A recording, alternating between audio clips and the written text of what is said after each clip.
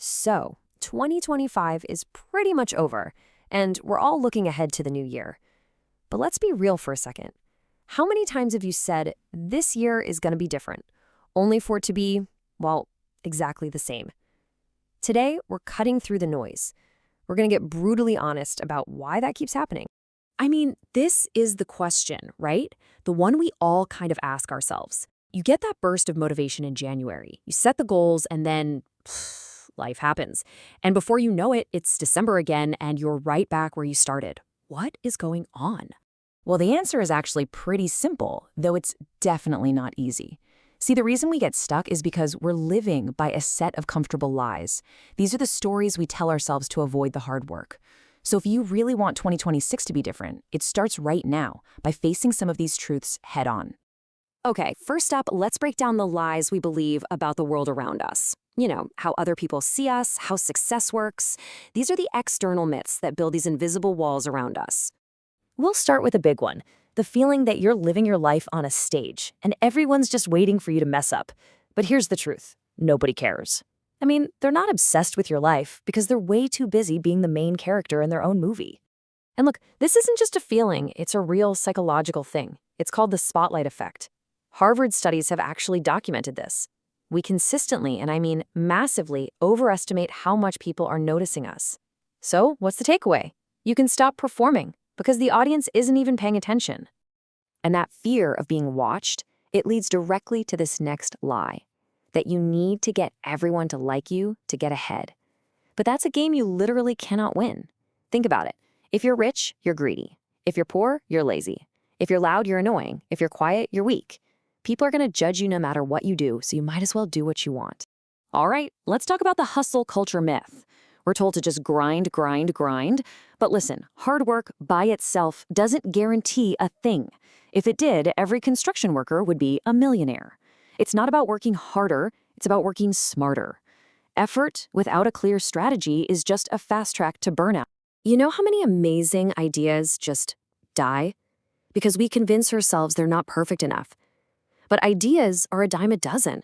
It's the execution that matters. The real reason most people fail isn't because their idea was bad. It's because they quit. They give up when it gets tough, or more often than not, when it just gets boring. I mean, just think about this for a second.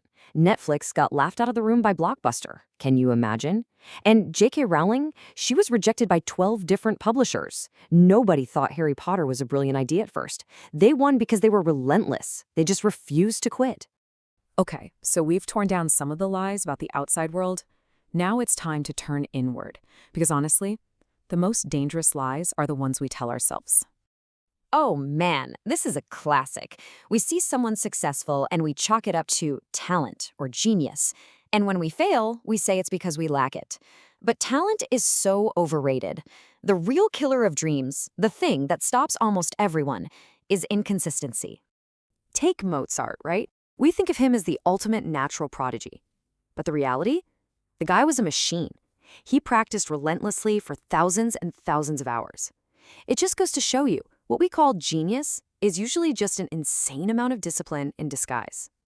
And that whole idea about discipline, it leads us to another truth that most people really don't want to hear. We have this fantasy that success is this thrilling Hollywood moment. But the truth?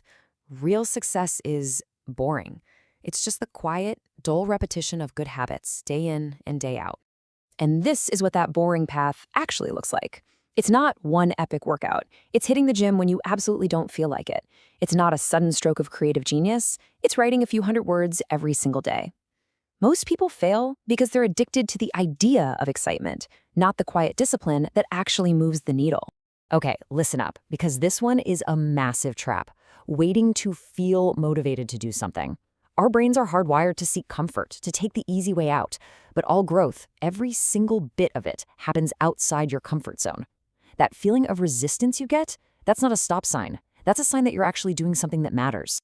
All right, this next one is a tough pill to swallow. It feels so good to blame other things for our problems, right? Our parents, the economy, just plain bad luck. And yeah, those things have an effect, but blaming them is a dead end. The brutal, honest truth is that for most of your problems, you're the one in the driver's seat. There's this quote from Jordan Peterson that just nails it. The idea is that taking on that responsibility is where you actually find meaning in your life. It's hard to admit our problems are our own, for sure, but it's also the most empowering thing in the world.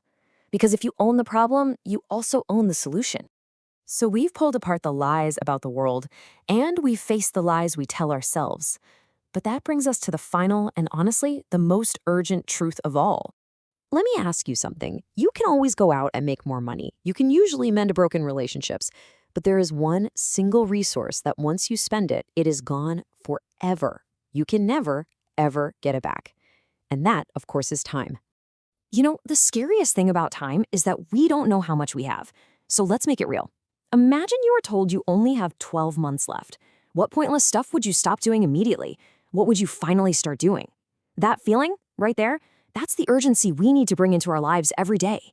And that brings us to the ultimate, final truth. The fantasy we all buy into is that a new date on the calendar, January 1st, is going to magically save us. It's not. 2026 won't save you. If you don't have discipline on December 31st, you're not going to magically have it on January 1st. Absolutely nothing changes until you do. So this really isn't about 2026 at all, is it? It's about today. It's about right now. Look, these truths aren't here to make you feel bad. They're here to wake you up. So if one of these hit home for you, don't just nod and move on. Let it sink in. And I'll just leave you with this one question. Which one of these lies are you going to stop telling yourself starting today?